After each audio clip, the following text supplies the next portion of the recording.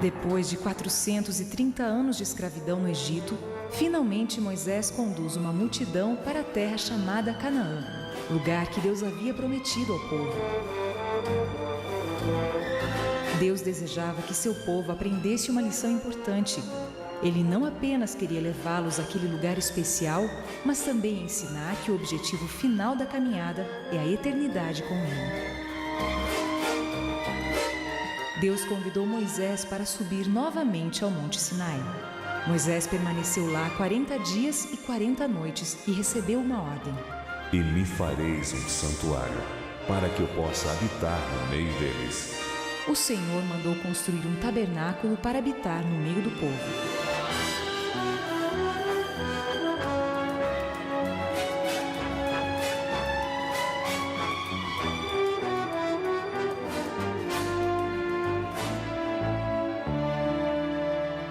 Bem-vindos ao Santuário.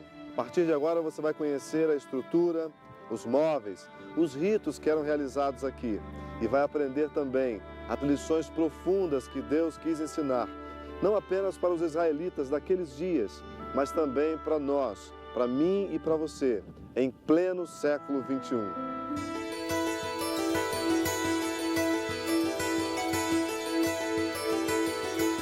Nos capítulos 25 a 27 de Êxodo, Deus fornece os detalhes com as medidas do tabernáculo e de cada móvel. Do ponto de vista de sua estrutura física, o tabernáculo era uma construção retangular, de 30 côvados de comprimento por 10 de largura e 10 de altura. O sistema completo consistia em 3 zonas de santidade gradativa: pátio, lugar santo e santíssimo. Orientado num eixo longitudinal este-oeste, o santuário ficava de frente para o nascer do sol. Situado no centro do acampamento israelita, o tabernáculo gerava múltiplas implicações para os sacerdotes e o povo.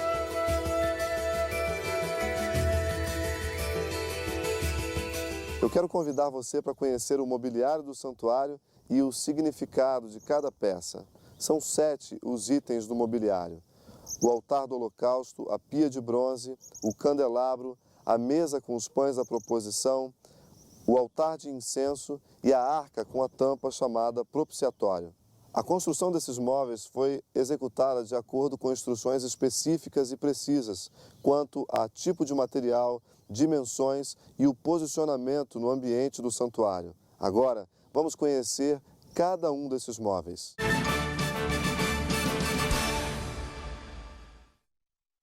Logo na entrada do pátio está o altar de holocaustos. Aqui, os animais eram mortos. O pastor e doutor em teologia Elias Brasil nos dá o significado do que acontecia aqui. Neste altar, cada manhã e cada tarde eram oferecidos os sacrifícios de ofertas queimadas em favor do povo de Israel. Neste altar também eram oferecidas as ofertas pelo pecado. O pecador trazia sua oferenda, impunha a mão sobre a cabeça do animal, confessava os seus pecados e neste altar o animal então era oferecido. Com estes sacrifícios, Deus estava ensinando ao povo de Israel que o pecado exige um substituto e que para que houvesse perdão seria necessário o derramamento de sangue inocente. O altar representa o Calvário. O altar apontava para o supremo sacrifício de Cristo em nosso favor, quando Deus entregou para o mundo o Cordeiro de Deus que veio tirar os nossos pecados.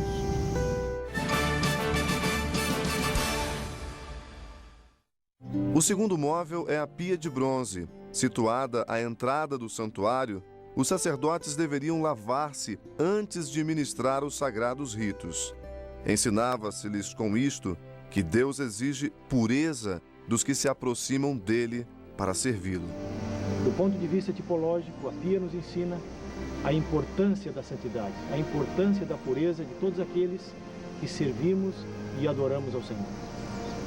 Agora, eu quero convidar você a entrar no santuário.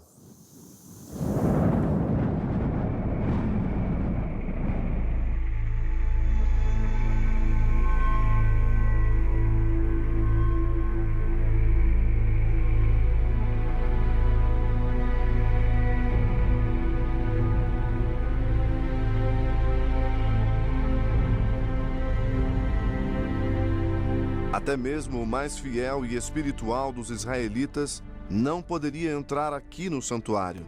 Isso só era feito através de um mediador e do sangue que este mediador apresentava como substituição pelos pecados cometidos.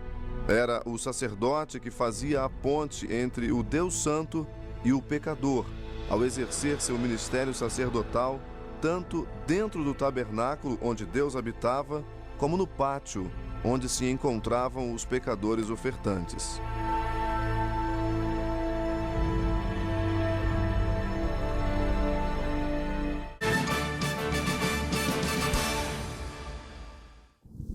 Aqui dentro, do lado direito de quem entra no santuário, ficava a mesa com os pães da proposição.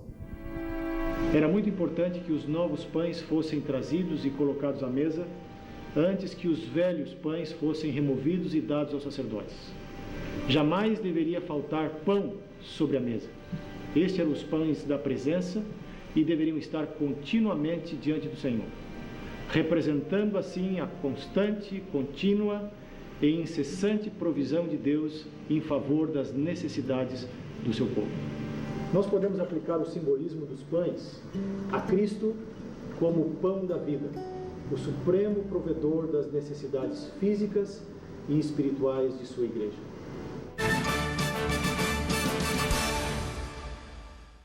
Do lado esquerdo de quem entrava no santuário ficava o candelabro. Ele era mantido aceso com o puro azeite de oliva que era trazido pelo povo. Ele tinha a função prática de iluminar o santuário, mas também tinha uma outra função muito especial.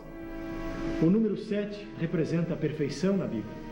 E assim as 7 lâmpadas representavam a presença perfeita de Deus como aquele que ilumina e guia e orienta o seu povo. Do ponto de vista simbólico e tipológico, o candelabro apontava para Cristo como a luz do mundo. Em frente à entrada, bem no meio, ficava o altar de incenso. Um móvel construído de madeira de acácia, todo recoberto de ouro. Um côvado de largura, um côvado de comprimento e 2 côvados de altura, quase 1 metro. Continuamente era queimado incenso neste lugar. Neste altar, diariamente o sacerdote oferecia incenso a Deus, representando assim suas orações e intercessão em favor do povo. E este ministério do altar de incenso estava sendo representado de forma tipológica, a contínua intercessão de Cristo em nosso favor no santuário celestial.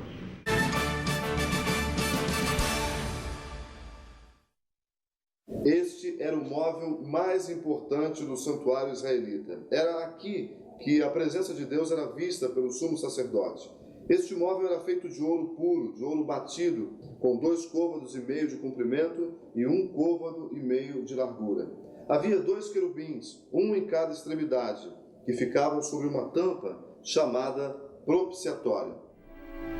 Dentro da arca estavam as tábuas de pedra com os 10 mandamentos, a vara de Arão que floresceu e o vaso com o maná.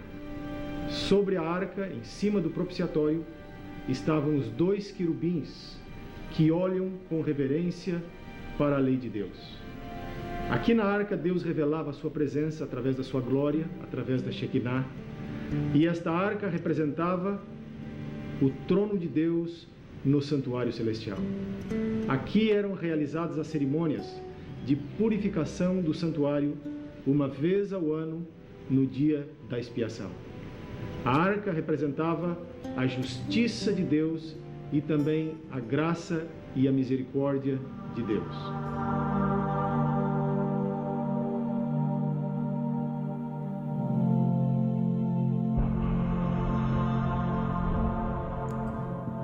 O santuário exigia serviços de pessoal especializado. Era o próprio Deus que nomeava os sacerdotes que oficiavam os diversos ritos. O sacerdócio estava dividido em 2 categorias: o sumo sacerdote, Kohen Gadol, e os sacerdotes regulares, Kohen. O sumo sacerdote ministrava durante toda a sua vida. Era responsável por realizar a expiação pelos pecados do povo e o único autorizado a entrar no lugar santíssimo do santuário. Os sacerdotes regulares ministravam no santuário, mas somente até o lugar santo.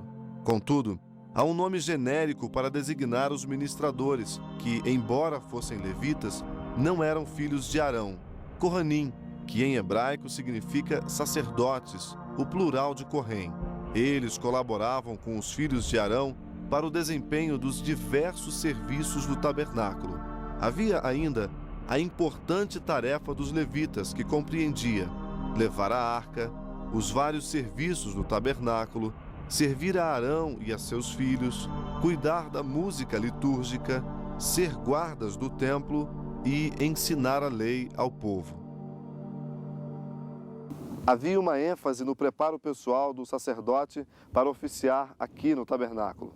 A pia, localizada logo na entrada, indicava que Deus requeria não apenas ritos apropriados, mas um sacerdócio puro e limpo para oficiar os ritos sagrados.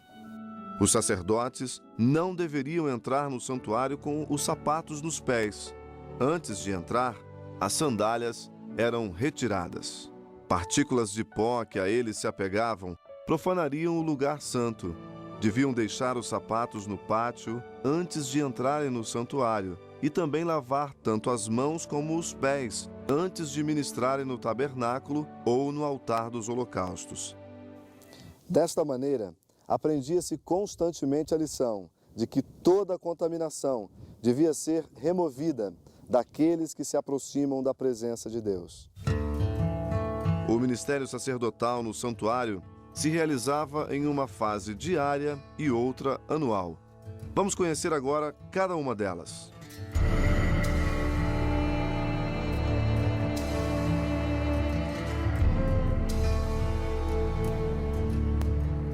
Todos os dias pela manhã e à tarde, um sacrifício era realizado. Cabia ao ofertante impor as mãos sobre o animal, confessar seu pecado sobre o mesmo e, a seguir, imolar a vítima sacrificial. O sacerdote recolhia e realizava os ritos de manipulação do sangue de acordo com o tipo de sacrifício oferecido. Finalmente, ao aplicar o sangue no altar de incenso e aspergi-lo diante do lugar santíssimo, o sacerdote transferia os pecados dos ofertantes para o santuário. Este processo, realizado ao longo do ano, contaminava o tabernáculo com os pecados e impurezas dos filhos de Israel. Por isso, uma vez ao ano, havia uma cerimônia especial para efetuar a purificação do santuário.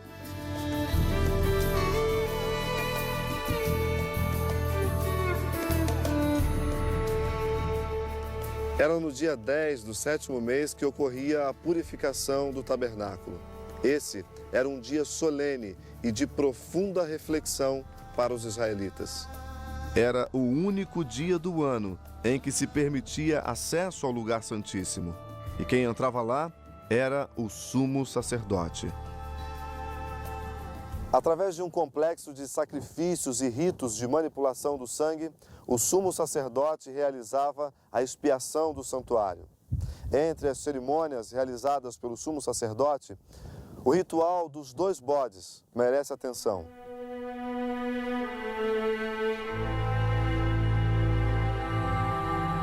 Tomava-se 2 bodes sem defeito, e, mediante sortes, um seria para representar o Senhor e o outro para Azazel.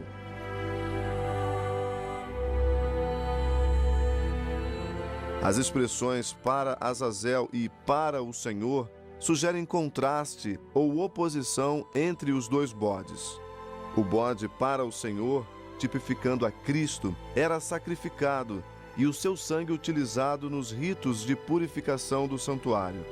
Concluídos os ritos de manipulação de sangue que removiam os pecados e impurezas do santuário, o sumo sacerdote impunha as mãos sobre o bode vivo, aquele cuja sorte recaíra para Azazel, confessava sobre o mesmo os pecados do povo e o despachava vivo para abandoná-lo no deserto. O bode para Azazel, um tipo de Satanás, cabe ressaltar, não era sacrificado e, portanto, efetuava uma expiação não sacrificial, não substitutiva. Era um veículo para a remoção dos pecados acumulado ao longo do ano no santuário e que representava a parte desempenhada por Satanás nos pecados de cada pessoa, parcela que agora volta para ele.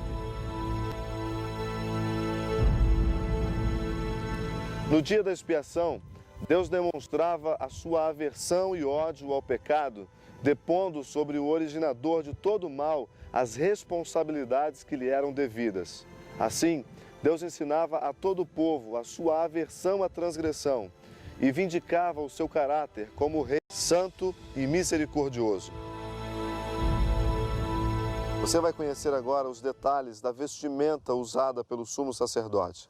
O pastor e pesquisador Sérgio Rios vai mostrar em detalhes o significado da beleza e do resplendor dessa vestimenta que impressionava os israelitas. Vestido de honra, beleza, dignidade e muitos significados, a figura central do tabernáculo estava focalizada em uma pessoa. Kohen Gadol, o sumo sacerdote. A sua indumentária era vista por todo o arraial de Israel ao caminhar pelo pátio, acompanhando, coordenando e administrando cada movimento, cada parte ritualística. Nos céus, assim Deus identificava o seu povo, na beleza, na formosura e na dignidade do sumo sacerdote. Mas havia também a vista do povo em relação à presença desta figura central do tabernáculo. Ali Deus era visto diante do povo. Era a visão pessoal de um Deus que se relacionava.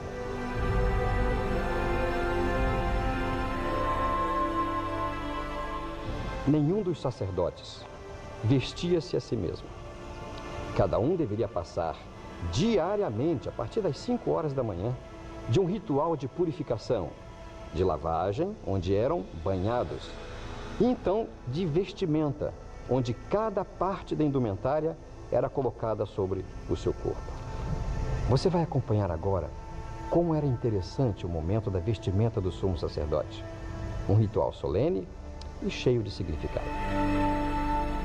A sobrepeliz era um manto feito em azul celeste e representava a segunda parte da indumentária que cobria o sumo sacerdote. Deus determinou a Moisés que colocasse na orla deste manto uma romã e um sinete de ouro. Elas juntas, combinadas, formavam um som que anunciava a presença e o caminhar do sumo sacerdote, desde o pátio até o lugar santo. Eram em número de 72 intercaladas, 72 romãs e 72 sinetes, formando um número 144.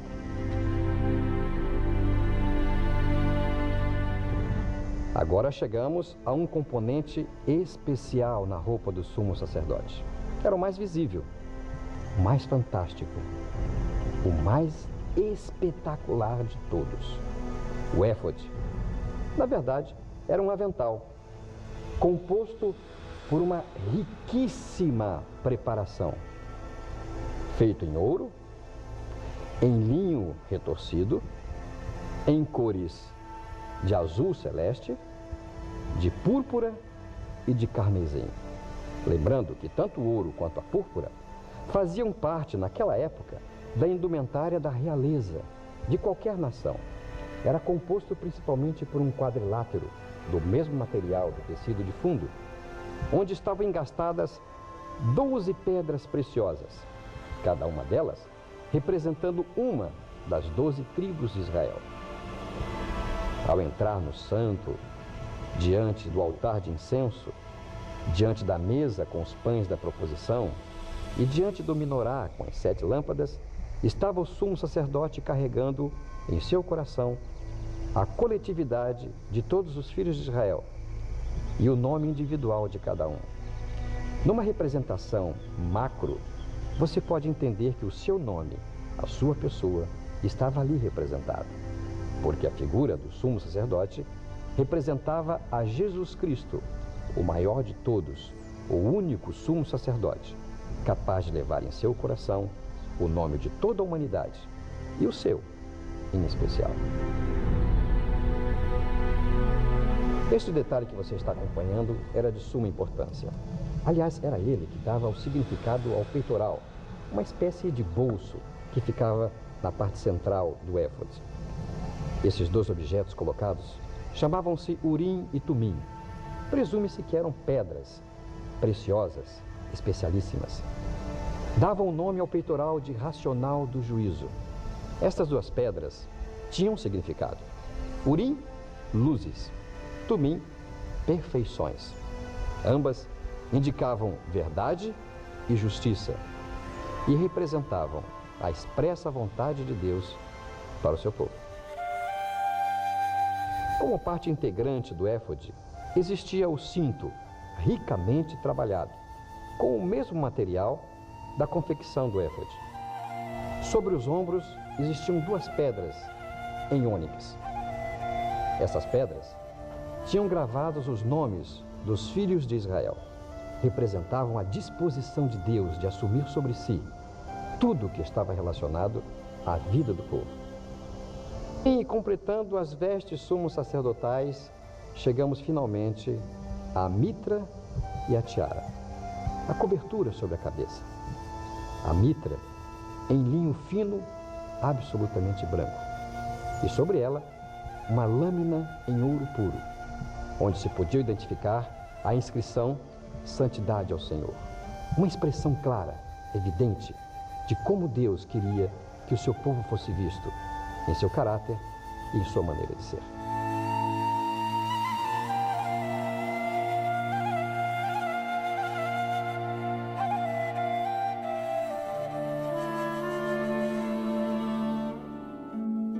Vocês acabaram de assistir aquilo que nós entendemos ser a melhor demonstração do plano da salvação. A doutrina do santuário, da maneira como Deus explicou e pediu que Moisés fizesse, traduz todo o trabalho ministerial, sacerdotal e também do plano do Cordeiro de nosso Senhor e Salvador Jesus Cristo. Na maquete dada por Deus a Moisés, estava estampado o sacrifício do Senhor Jesus Cristo, apontando a justificação pela fé, no lugar santo, a santificação pela fé, nos 3 móveis ali existentes, como também a glorificação pela fé no lugar santíssimo. Quando o Senhor Jesus Cristo disser, está feito, e lançar o incensário para o lado, então ele virá outra vez. Mas por enquanto vivermos aqui, neste período de intercessão e julgamento que o Senhor Jesus Cristo está fazendo no lugar santíssimo, nós podemos chegar a Ele de forma confiante. O autor do livro de Hebreus escreve na sua carta no capítulo 4, versículo 15 e 16: porque não temos sumo sacerdote que não possa compadecer-se das nossas fraquezas. Antes foi Ele tentado em todas as coisas à nossa semelhança, mas sem pecado. Acheguemo-nos, portanto, confiadamente junto ao trono da graça, a fim de recebermos misericórdia e acharmos graça para socorro em ocasião oportuna. Este convite nós devemos realmente aceitar e chegar a esse Senhor Jesus Cristo confiadamente, porque Ele está terminando o trabalho no lugar santíssimo. Porque a Bíblia diz, no mesmo livro, capítulo 9, versículo 28, assim também Cristo, tendo se oferecido uma vez para sempre, para tirar os pecados de muitos, aparecerá segunda vez, sem pecado, aos que o aguardam para a salvação. É clara a segunda vinda do Senhor Jesus Cristo neste livro de Hebreus, que traduz a certeza de que deste lugar santíssimo Ele voltará para essa terra para buscar os seus eleitos, aqueles que creram, que aceitaram todo o seu trabalho sacerdotal, aqueles que o reconheceram como suficientemente justo e poderoso para lhes perdoar os pecados, propiciar os pecados e para redimir e salvar. Assim, podemos continuar acreditando no plano da salvação, porque o santuário é a maior e melhor explicação deste plano para aqueles que o aceitam. Deus abençoe você e que você também seja um estudioso e também alguém que esteja disposto a colocar de forma clara para outras pessoas os ensinos do santuário. O grande conflito terminou. Pecado e pecadores não mais existem. O universo inteiro está purificado. Uma única palpitação de harmonioso júbilo vibra por toda a vasta criação. Daquele que tudo criou emanam vida, luz e alegria por todos os domínios do espaço infinito. Desde o minúsculo átomo até o maior dos mundos, todas as coisas animadas e inanimadas, em sua serena beleza e perfeito gozo, declaram que Deus é amor.